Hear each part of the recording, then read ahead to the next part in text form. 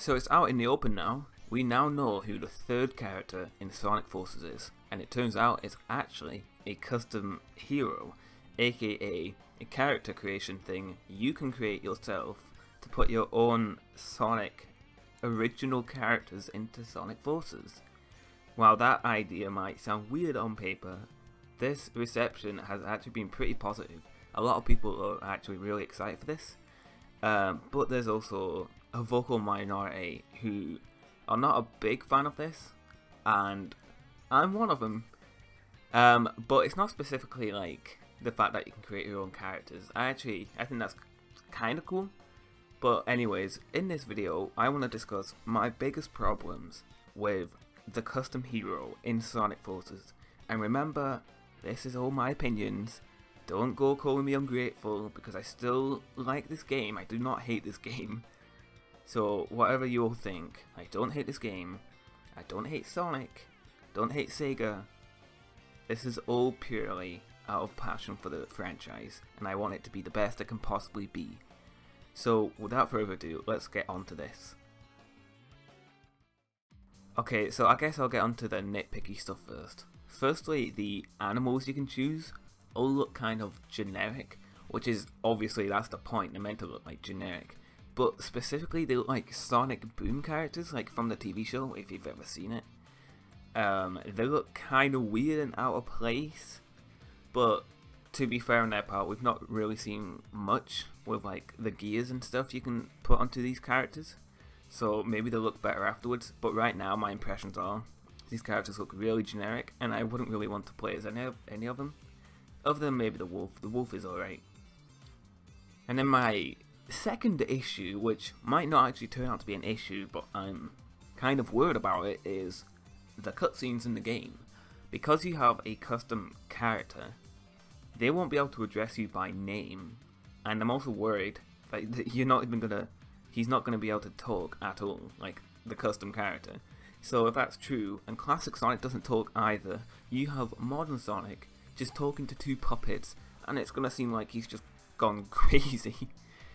While this might not be an issue, it's just a concern I have, because I don't know how they're gonna pull it off unless they never ever address the character by name, and also the fact that this will not have CGI cutscenes in the game because of the way you make the characters. There's no way there's a pre-rendered CGI cutscene for every possible combination of custom hero you can create, so that's not gonna happen. So sadly, no CGI cutscenes like the ones in Sonic Unleashed or anything, so that's another issue I have.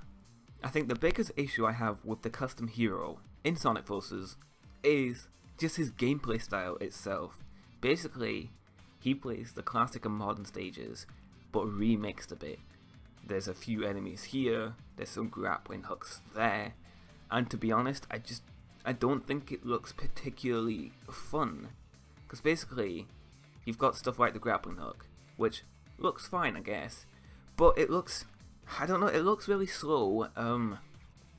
It looks really like generic, like the way the grappling hooks are placed throughout the stage, and it looks weird.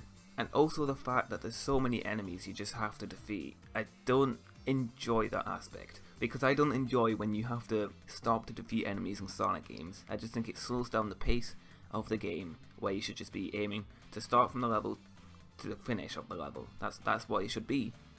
So stopping to defeat a bunch of enemies is definitely not my kind of thing. I just think it slows the game down way too much.